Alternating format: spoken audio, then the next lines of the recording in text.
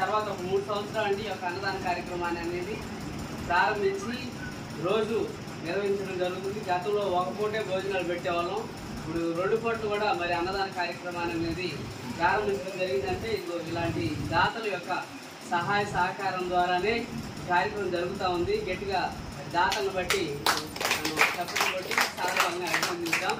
Sir మన ఆశ్రమాన్ని ఉద్దేశించి మాట్లాడారు. అందరికీ నమస్కారం. నా పేరు శంసుద్దీన్, ఎస్ఎస్ గొడవలు మాటూరు. మరి మా మాటూరు గ్రామంలో వెంకయ్య ఆశ్రమం మన రాజేష్ బాబు గారు ఎంతో మంచిగా కనిపిస్తున్నారు. ఈరోజు మా చిన్న కూతురు మధ్యాహ్నం పుట్టినరోజు. మరి మా పాపను అడిగాను, రుచినికి ఏం గిఫ్ట్ కావాలని చెప్పేసి నేను అడిగాను. డాడీ నాకు గిఫ్ట్ ఏం అవసరం లేదు, మనం ఆశ్రమంలో భోజనాలు పెడదామని చెప్పేసి నా కూతురు చెప్పడం జరిగింది. కాబట్టి మరి ఈరోజు మీ దగ్గరికి వచ్చి మీ అందరితోటి మేము కలిసి భోజనం చేసి మీ అందరికి భోజనాలు పెట్టడం జరిగింది. నా శ్రేయోభిలాషులకు, నా మిత్రులకు, నా ఫ్రెండ్స్ అందరికీ నేను ఒకటే కోరుకునేది, ఏ కార్యక్రమం అయినా సరే, పుట్టినరోజు అయినా సరే, పెళ్లి రోజైనా సరే, మీరు 10 మందికి అన్నం పెట్టదలుచుకుంటే ఈ ఆశ్రమం నెంబర్ ఉంటుంది, ఫోన్ నెంబరు.